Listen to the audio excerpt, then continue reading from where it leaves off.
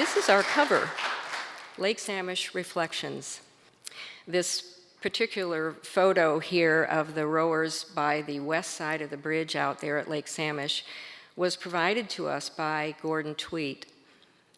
He is the legendary history guru from the Fairhaven Pharmacy. And when we got this photo a number of years ago, we just knew that it was going to be our cover photo, and in fact, it became such. We're going to tell you a little too about our process, because we worked on a group, and everything that we did was as a group.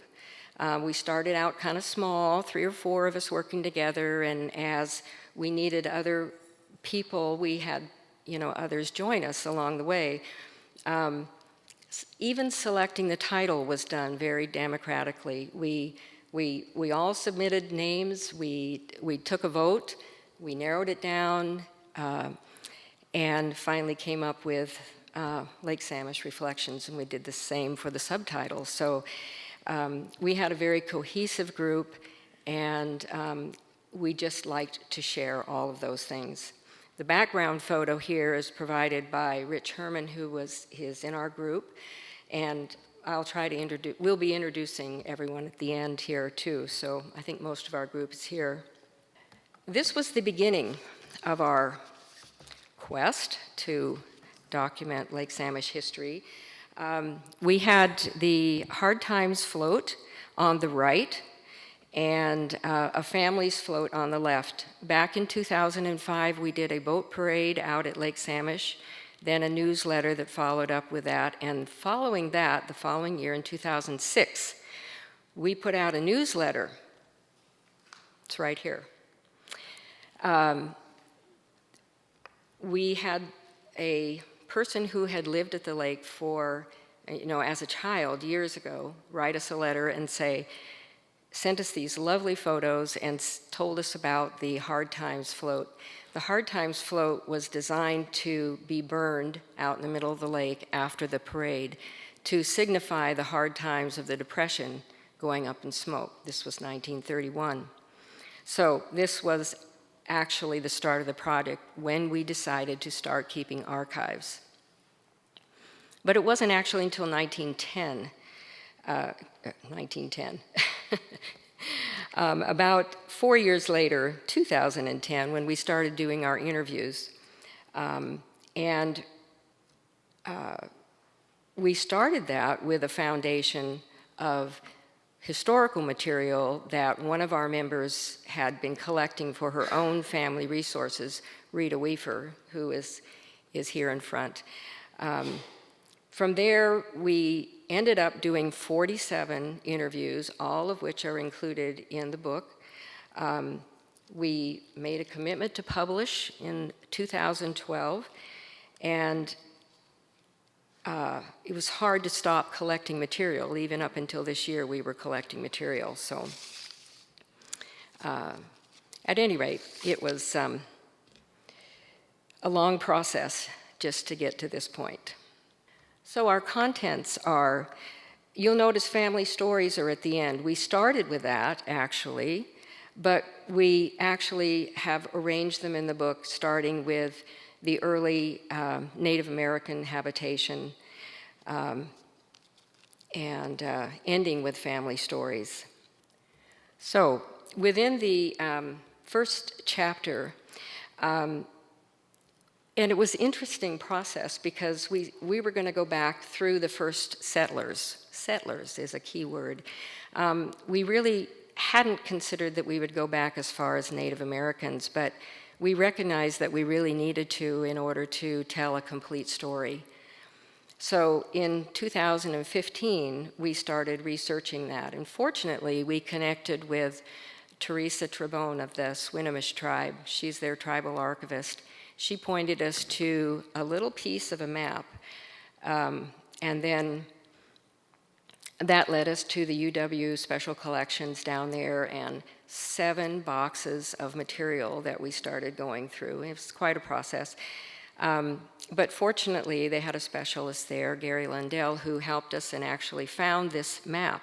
And this map was a hand-drawn map of, and it included Lake Samish and 2 settlements on there. It was written in Lushootseed, which was the language of a Native American group called the Nuaha. And this is their territory. You can see it's pretty widespread. It does go all the way out to the bay, but the Samish Indians actually inhabited Samish Island, which is out here. And the Samish Indian were more coastal than the Nuaha. The Nuaha covered all the way north up into Lake Whatcom and as far as that territory that you see there. We always thought that Lake Samish was named after the Samish Indian Nation, but in fact it probably was, but they were not the local inhabitants. It was the Nuaha group. This is just an example, a lovely picture of a lummi fishing camp that is probably pretty representative of the type of fishing villages that were on Lake Samish.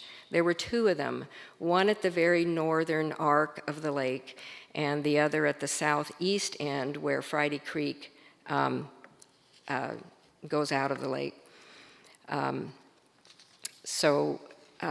This map had these little squares on it, and that was designated by the researcher as the settlements in that area. So it's pretty interesting to see these. Lastly, in this chapter, we have Friday, Old Friday. He was a Nuaha. We have some great stories about him. He lived actually down in Bow, but he did a lot of fishing along Friday Creek, which comes out of the lake. And that's a picture of him with his wife, Mary. They called her Mary Thursday. But they were quite a pair, and they were documented Nuahas. So,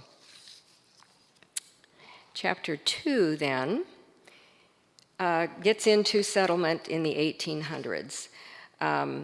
And the first map of Lake Samish was, it was surveyed in April of 1873. And from there until the late 1880s, there were no roads at all. It was just Indian trails. And 2 gentlemen, William Harris and Charlie Barnes, explored that area looking for homesteads out south of Fairhaven. Harris described that as the worst jungle I have ever encountered. That was in 1885. This is a picture of Charlie Barnes, his traveling partner, and Charlie's wife. Charlie was a bachelor when they explored Lake Samish and established their homesteads, but Charlie is actually considered the first Lake Samish settler because he filed his claim first. I'm going to show you this next slide. Charlie's claim is right there, number 7. And this is Harris. So they chose to do Charlie's first because he had a small little cabin because he was a bachelor. So Charlie actually filed his claim right before William Harris did. The next claims filed were, on up into 1889. And this is a family that had 3 separate claims at the west end of the lake. The Edward C. Gray family. And the gentleman there with a hat on and his hand tucked in his jacket is the father here, and his wife, Irva, is to the right in the picture. The other 2 members that had their claims very early are the farthest left person, that would be Edward N., and he was at the north end of the lake. And the son in the middle with the white sleeves is Marion. He had a claim where Lutherwood is today. So very shortly after Barnes and Harris got there, you had a number of other people coming in with families, as you can see, and making their homesteads around the lake. We do have a story about Gray family in the family stories. His descendants are in the area today. So you can follow up on that once you get the book. Chapter 3 led us to land division and infrastructure.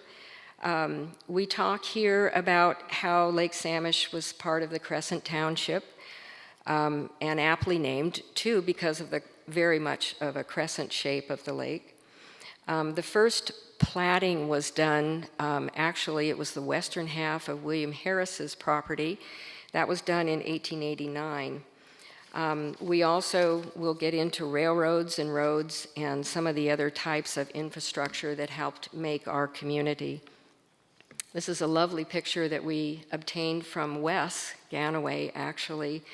It's at Humphreys Cove, which is now Autumn Lane, which is at the arc of the northern part of the lake.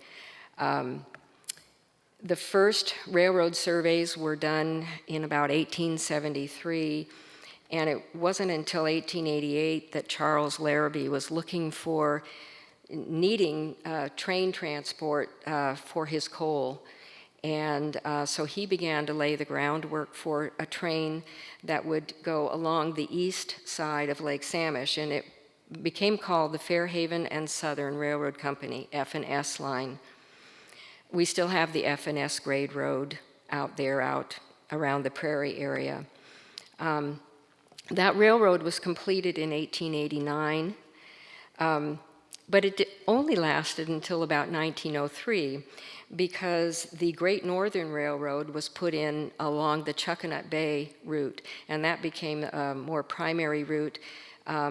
Little stems of the F&S were left for coal transport, but by 1903, all of those rails were actually removed. Those railway beds are still around there today. Other transportation out there, of course, the transition, the Pacific Highway. This is such a great picture. That car over there on the left is actually trailing a lot of dust and stuff, which is really a fun picture. The road off to the right of it is now East Lake Samish. It was Schoolhouse Road. It was in 1891 that J.J. Donovan petitioned for that road, but it was actually not built until 1913.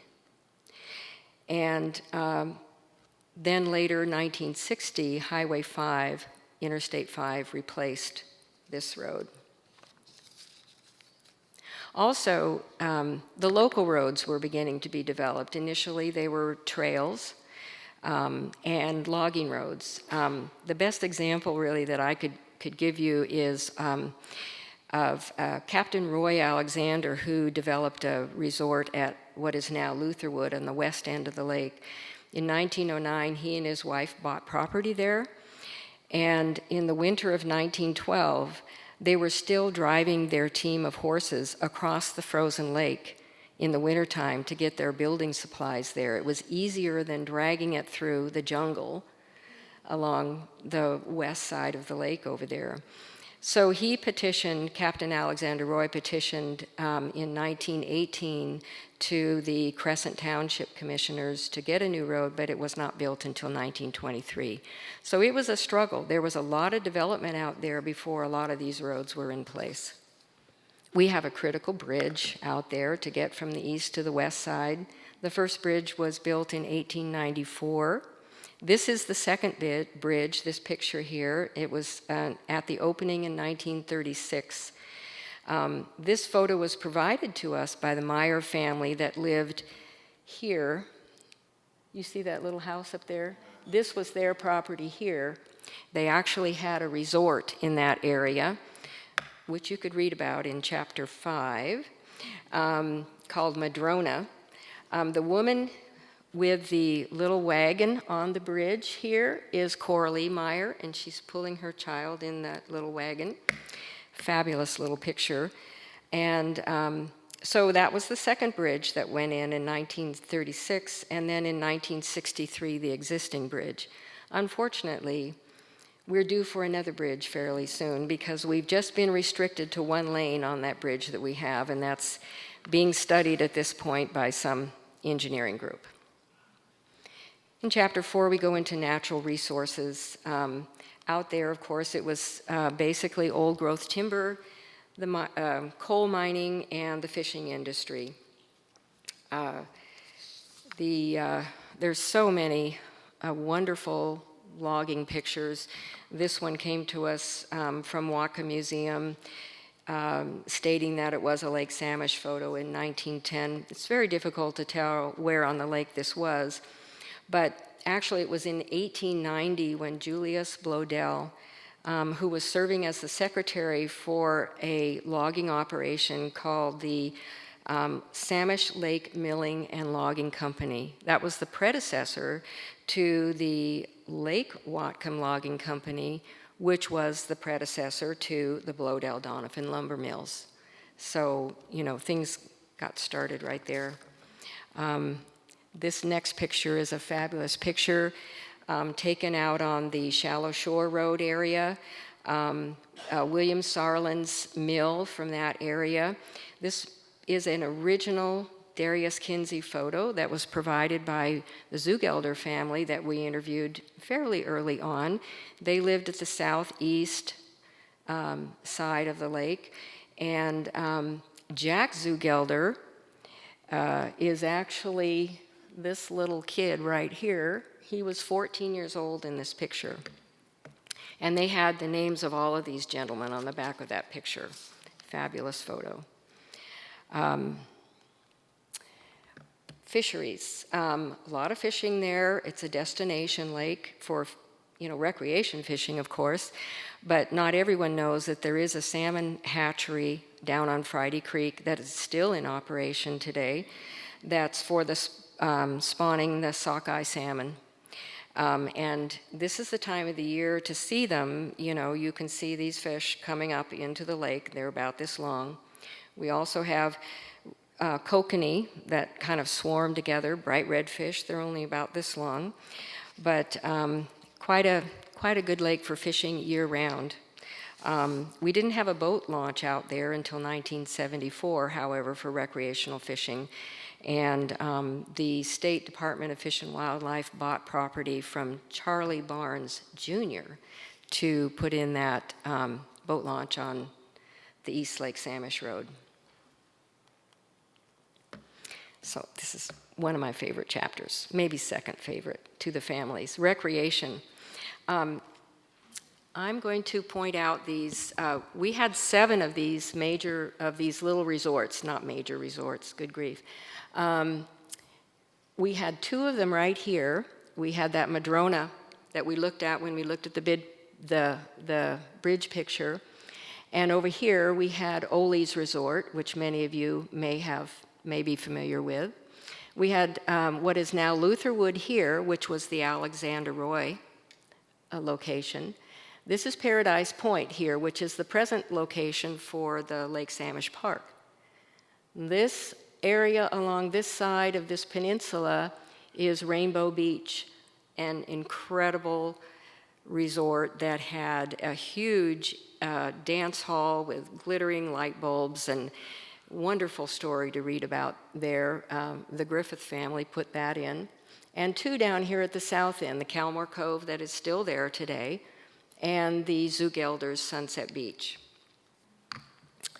In addition to these resorts, we had, skiing, different boating and rowing for recreation out there. So, we're a recreation destination. What can I say? This is a most wonderful picture. Oops. It's a little bit faded out here. But it really is a beautiful picture, and it comes across looking very nice in the book. It's Ole's Resort swimming float in 1925. Ole Olson built his resort prior to that in the early 1900s. Initially, he called it the Lake Samish Park along Crescent Beach. There was an amazing amount of recreational facilities there. A dance hall, large docks, diving boards, a water chute, a very, very tall, and you can see it there, that tower. In the book, we've got just some fabulous pictures of that tower and people coming down it, actually. It's pretty scary. Multiple cabins, a store, and a gas pump. Unfortunately, Ole did himself in. December 30th, 1929, he died. And his heirs took over the park, his parks, and later named them Aldergrove Park. And they ran those basically until 1945, when they were purchased by the Malott family, one of the Malott families. The facilities were then rebuilt, which was typical. They were changed, modified. They added a Wurlitzer Nickelodeon in one of the in the dance hall. And Dee Zimmerman, who was a Malott, grew up there. Actually, she moved there about 1946-47 when she graduated from high school. And she told us that the Nickelodeon didn't work. So people could get their dances for free there, whereas in Calmore Cove, they had to pay for it. So, and it only cost 15 cents a day, and even at that, the guys would swim over from across the lake and try to sneak in. So, you know, there's some good details we have about this. In 1952, the resort changed hands again, and then again in the 1960s. They started actually holding water skiing and boating exhibitions, racing and that kind of thing there on the lake in the 1960s. One of our members on the team is actually living in the Panabode home right there at where Ole's was. It was built in 1952. But since the 1970s, it has not been a commercial property. Now, this is a Lake Samish boathouse from the 1930s. This house is similar to one that was owned by the Zugelder family, southeast. They owned the Sunset Beach Resort. This is the little boy again in the Darius Kinsey photo with the suspenders, the 14-year-old. Jack Zugelder actually built a lot of his boats and had a boathouse that was smaller than this, but very similar with open sides, and they rented these boats out to fishermen. They had some boats with motors on them, but most of them were sort of flat-bottomed rowboats. But this is a lovely picture, and we were hoping when we first got it that it was the Zugelders, but it turned out not to be. One of those things. And this is Jim Rusing. He's a gorgeous guy, let me tell you. He's from Bellingham, and we've been looking for him for a while, and he was one of the latest pieces of data that we found. We were able to connect with his sons and ended up with this picture coming from the U.S. Water Ski Educational Foundation. Jim Rusing did his shows in the 40s on Lake Samish, but then in the 50s went to Florida. He became director of Cypress Gardens, and he operated out of Florida during the rest of his shows from then on. So he really became a national, worldwide champion, and then was inducted into their Hall of Fame in 2002. The little ad here is similar to many ads that we came across from the Bellingham Herald that promoted the boating activities out there on Lake Samish. And they're so cute, we had to kind of sprinkle them around in the book, and you'll get to see all those when you get the book. We had another skiing family on the lake also who is still there, John and Lucy Goodman. They still live at Lake Samish, and they also were water skiers, promoted a lot of boat races, water skiing, ski jumping, and actually their love for water ski sport led to their producing some of the world's finest water skiing equipment, and it's still being sold today. So quite an accomplishment for that Goodman family. So the community isn't much unless you have some resources to support it. So this chapter talks about some of those things, like the schoolhouse, the community hall, the fire department, and some of the other things that went on to make it a cohesive community. Education was one of the earliest needs to be met, whereas fire protection came relatively late, 1958. Can you imagine? The whole first half of the century here without fire protection. It's kind of scary. Well, it is scary. So this was the old schoolhouse that served the community for 50 years, starting in 1890. It was just 4 years after those first claims were made on the lake. The teacher usually boarded with a family, and until at some point there was a teacher's cottage built up by the bridge. Kids walked or boated across the lake to go to school. This schoolhouse closed in 1939, and then kids bussed into Bellingham. One of the stories that was throughout our interviews was about the bus driver, Glenn Hamilton. Lovely stories about this man, and we have a piece in this chapter about him. He was just a caring individual that knew all of the students, knew all the families, and the kinds of relationship that he had with those kids on the bus is really, really neat to read about.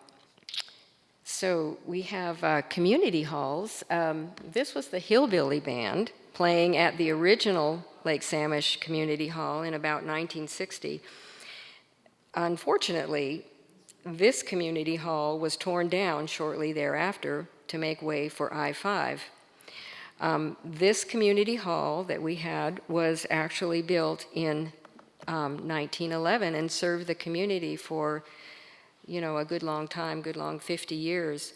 The land for the community hall was donated by the Reverend James and Harriet Wright, who lived on the lake on the east side, and they stipulated that the community hall be used or that the building be suitable for Sunday school, church, educational, and social purposes, and it was used for that.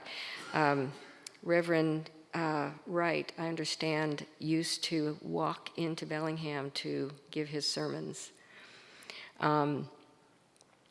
So this community hall was very integral to keeping the community cohesive, because they would get together, they voted there later on, they had their community meetings there, they had potlucks, card games.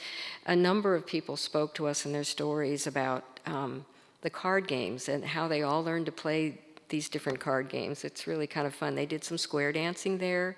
It was really a community center. When I-5 took the old community hall down, the state paid the community $3,850 back in the early 60s to replace the building.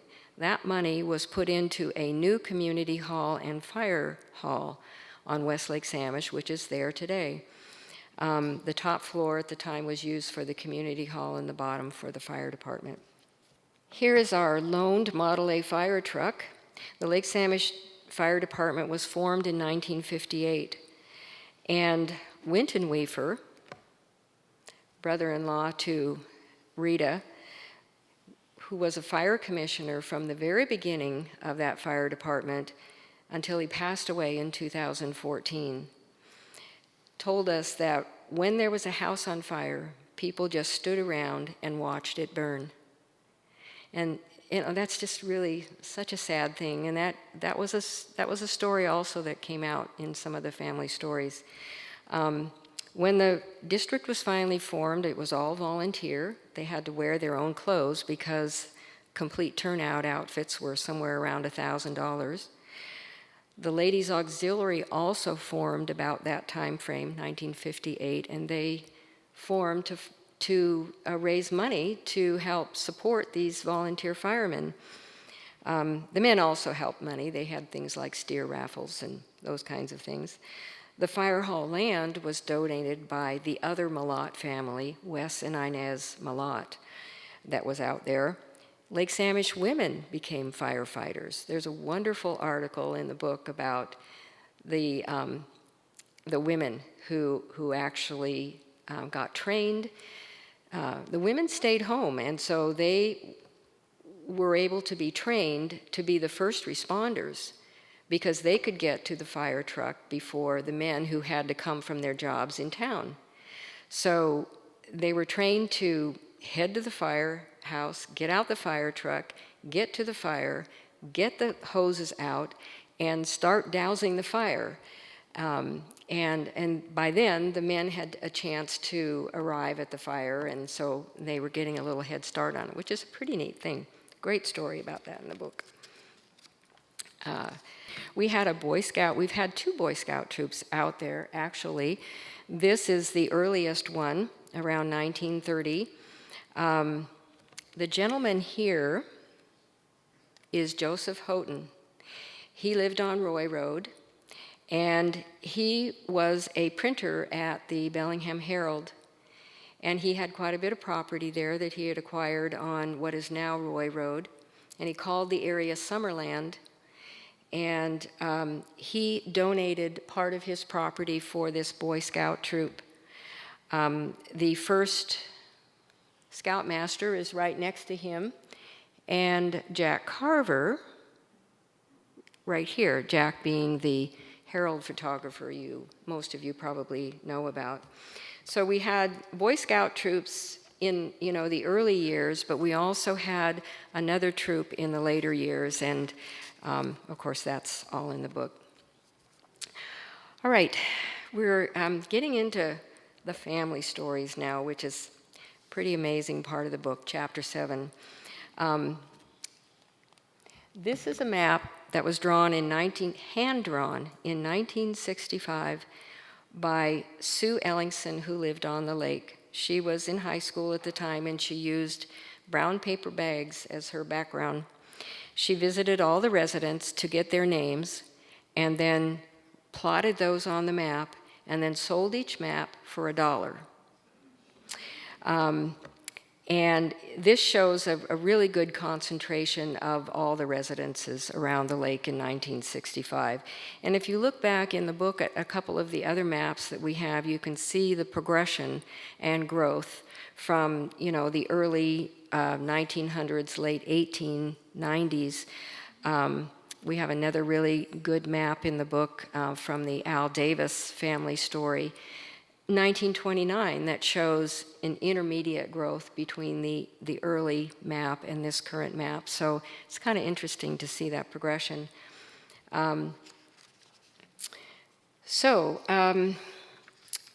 These family stories are really, really interesting. Having been involved in most of the interviews myself personally, these memories that we have, for example, the memory of the bus driver, they vary slightly, but they're all very similar. But everybody has their own different memory of these things. So, of course, they come out a little differently in the stories. When we were processing these interviews, these oral interviews, most of them were about 2 hours long.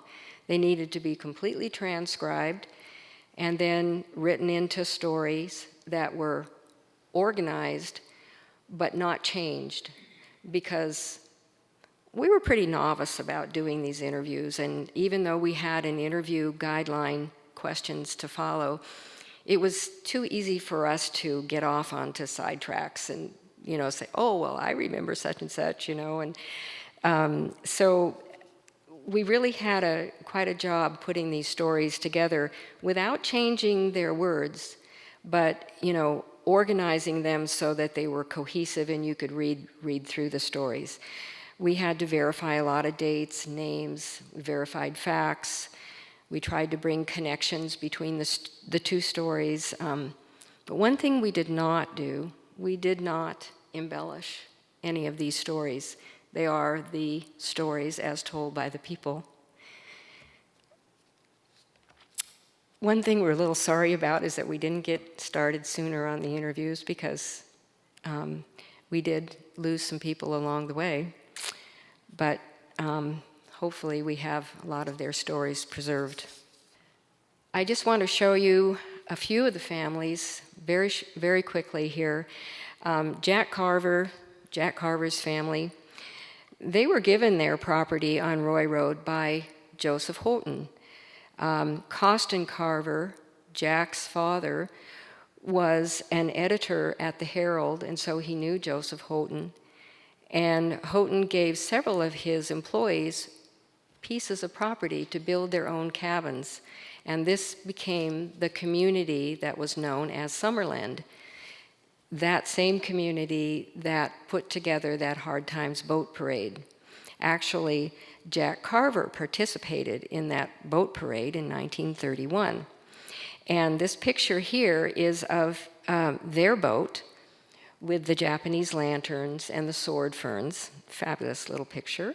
His father, Costin Carver, is to the left there, and that's the Carver cabin. It took 2 years for them to build. And they sold the cabin after the war, and the family didn't get out there very much afterward, but there's some good stories about the things that they did when they were staying in their summer cabin on the lake. Just a summer cabin. It wasn't a home that they lived in year-round. And we wanted to show this picture because it is Jack Carver, and it's called Kicking Back Copy from the late 1940s. We found this photo in Jeff Jewell's office on a research trip, and we just had to use it. It's such a great photo of him. He was a photographer for the Bellingham Herald for 40 years, and he told us that he had no experience with photography, but his father was editor, so he was hired anyway. And you know how that goes. He said he had to work 24/7, and his wife actually got used to those hours. He did all of his own developing and printing. And at the time we met him and interviewed him in November 2010, he was in the process of going through his 50,000 negatives at the museum and identifying all of those for the museum. And then subsequently to that, they held an exhibit at the Lightcatcher. And actually, I ran into him with his son there, and that was kind of fun. And anyway, so Jack Carver was really, really great to meet with, and he was a real treasure. I also, right here, I want to take, and I don't think Jeff Jewell is here tonight. He was here when I got here earlier. He was, if you ever have to do research here, check in with Jeff Jewell. He is an absolutely amazing resource. We can't thank him enough, and how many times all of us in the group came to him and asked him for, you have something on Lake Samish, or how about swimming or resorts, and bam, he'd come up with another photo or information. Just absolutely incredible. He never turned us down. Another family we have is the Gerard family. We had a fabulous, we didn't get an oral interview from them, but we had a fabulous written family history that the youngest daughter of this couple, William and Bessie Gerard, supplied us. There were 9 children in this family, all born in this home on Lake Samish between 1908 and 1924. Patsy was the youngest, and she left, she's still alive, and that's her picture up there with a quilt, and I'll talk about that in a minute. She gave so many wonderful insights into the lives of women who lived at the lake then. She described in detail, day by day in the week, what they did on Monday, what they did on Tuesday, what they did on Wednesday, to ironing linens, bed linens, and things like this. Come on. Her quote was, "My mother was one of the hardest working women I have ever known in my life, in my whole life," and I believe it. After reading the story, I was exhausted. So you can try that also. We had a real synchronicity thing happen when we were interviewing the Zugelders, who I've mentioned a couple of times. Bessie Gerard was quite a quilter. She made a quilt for a raffle sometime between 1930 and 1935. It was the postage stamp quilt shown up here in this picture. She's holding a part of the quilt up. So the quilt is made up of 1-inch squares. This large, large quilt. It's absolutely beautiful. The raffle tickets sold for 10 cents each, and they made $12. Well, Bessie's neighbor, Jessie Zugelder, bought one ticket, and she won it. So she had it on her bed all those years, and when we interviewed the Zugelder daughters, it came up about the quilt, and it was so generous of them, they actually sent the quilt to Gerard's family, to Patsy Gerard.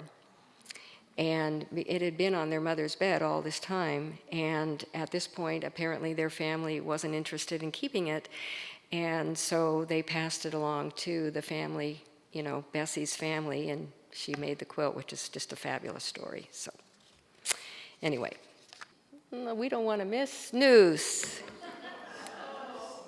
This man, believe it or not, was one of the most mentioned individuals throughout our intervals. His name was Clarence Hempill, and he was called Snoose. We don't know how he got the name, but he was called Snoose. He moved here in the early 40s with his mother to join his two brothers who were actually living on the lake. Eventually, everyone in his family left except Snoose, and the township supervisors actually hired him to take care of the dump along Summerlin Road. And he was allowed exclusive salvage rights, and he got his extra income from that. And so this is how everyone came to know him. In the 50s, 60s, and 70s, the big thing on Saturdays were for the husbands of the families to go to the dump and see what Snoose had retrieved for them. He knew all the kids and the families, and he saved the best things for the families. So he would lay them out, and then the families would come and pick them out, and the husbands would talk to Snoose about all the things that he had been reading all the time in the magazines and newspapers that were left at the dump. So Snoose was actually a very good communicator and quite a fixture at the lake. There's more in the story about him. He's quite a character. But anyway, we had to introduce you to Snoose tonight. This may be a recognizable little cottage. It's on West Lake Samish. It belongs to the McKee family. This is another story that was taken from actual writings rather than an oral interview. The cabin was built sometime around 1931. And it looks a lot today, which is what it looks like here as it did then. The other picture with it is of a family annual birthday cleanup party in March of 1944. And you see that rake in the middle there with all the leaves on it. That was the family rake, they called it. But there was only one guy that could use it because he was big enough for it. But it was kind of neat because this family would get together every year and come out there and clean up the leaves in the fall and take care of their house. The other time, and I would highly recommend you go by this house on West Lake Samish. You can't miss it. It is the cutest little place. It's called Lake Views. The little sign above the door says Lake Views. And it's the 4th of July weekend. It is totally decked out in banners and red, white, and blue tablecloths, and the family is there hanging out. They're having a wonderful time.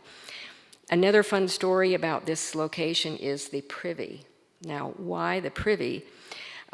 We had sewers out to the lake in the mid-1970s, 1976.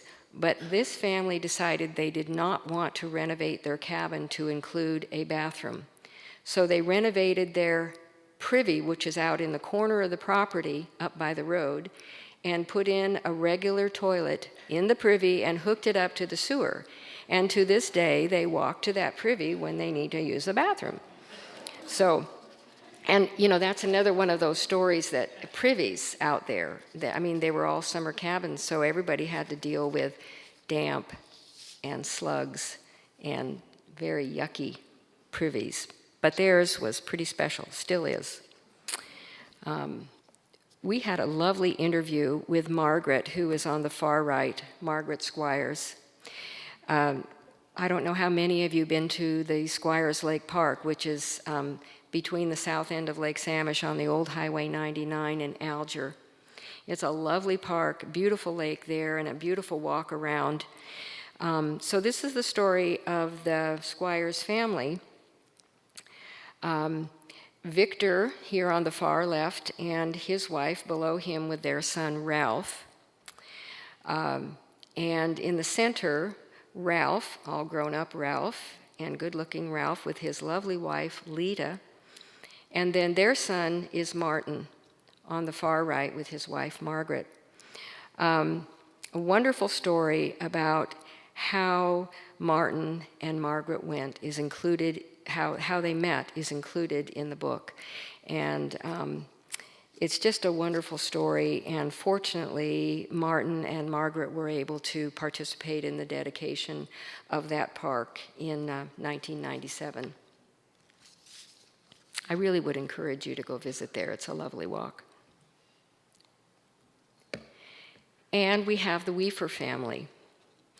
The Weaver family, really, it was the matriarch of their family that came first there, Alta Daniel.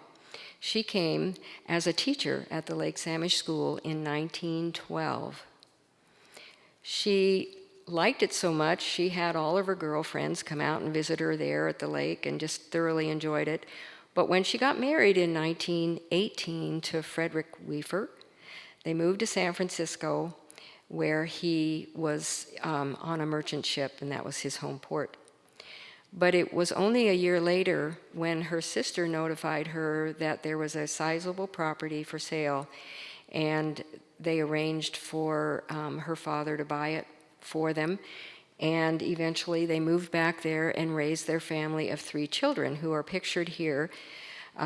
Winton is on the left, and Harriet, firstborn, and Norman, who was Rita's husband. So that's Friedrich in the middle up there, and of course Alta on the left in her beautiful furs. The house pictured here is actually their second home. Their first home was taken down when the Highway 99 was built. And so they just said, well, we're not going to lose our house. They jacked it up and moved it up the hill. And then they built the second story on it when it was up the hill. Well, they were able to live there for quite a while until I-5 came along. I-5 went right through their property again and took this house, and that was when they decided to build a house down by the lake. At that time, both Winton and Norman also had their homes on the lake with their spouses and their families, so everybody was much closer to the lake at that point. But it's hard to imagine having your property disrupted like that and living through that, but being resilient enough to move your house up the hill and then move it down the hill again when it was taken 2 times. Pretty amazing family.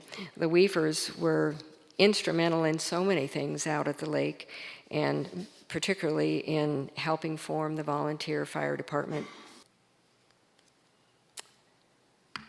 I wanted to include this memoriam page here because these are the people who provided us either written or oral information. So this book really is in memory of those persons whose information kept us enthralled and moving forward. But unfortunately, they passed away before we could complete the book. Jack Carver, John and Marion Griffith, Virginia Jenkins, Clark McKee, Don Newley, Elaine Pinney, Chuck Randall, Winton Weaver, Jackie White, and Fern Wibbins. We like to say that their memories are reflected in these pages. So, with that, I would like to turn the microphone over to Kathy, who can tell you a little bit about our group and a little bit more about the process that we went through. And we'll click to the group picture. Thank you, Joan. You did the lion's share. So, a little bit about how this started. Like Joan said, we started pretty much in 2010. And initially it was 4 people: Rita, Joan, Pam, Nolan, and myself. And then Rita had pretty much started on her own. She had her family story and documentation. I think she had been to see Jeff Jewell probably more times than I can count. But every time I go to get something from Jeff, she said, "Oh, Rita already got that." So I just gave up. It's like, okay, I'll just go get her binders and look at it all up. So after we got started, Joan and Rita did most of the interviews. Pam and I helped. And then a couple years after that, we started asking for more help. And then Rich Herman came in, and he was very good at research and writing, which we needed help with. And then after Rich came in, we needed help transcribing all these interviews because, we needed to make them readable. And then Jean Arnson volunteered, and she was great at doing that transcribing and putting them into written form. And then Jerry Johnson, which probably some of you know from Western, he's a math professor. He had retired and I think had more time on his hands than he knew what to do with, because he volunteered, and he was great at so many things. He had been, a writer and published a couple books, so he gave us insight into that. He was fantastic at fundraising. He raised all the funds we needed just by going around his neighborhood, I think. And last but not least, Val Badorf came into our group, and her expertise is, I would say she's a professional editor, proofreader, and she was invaluable at the end when we really needed that. And I guess my contribution was I had offered to put all this information into desktop publishing program, InDesign. Little did I know what I was getting in for, because the only experience I had had up to that point was doing a newsletter for the Lake Samish Association, and it was like a 6 to 8 page newsletter, so 260 pages later, I've learned a lot and would do it differently if I had it to do again. I'd be more organized, probably learn more about Photoshop, ask for more help, and not be stuck to a deadline, although it's good to have little deadlines.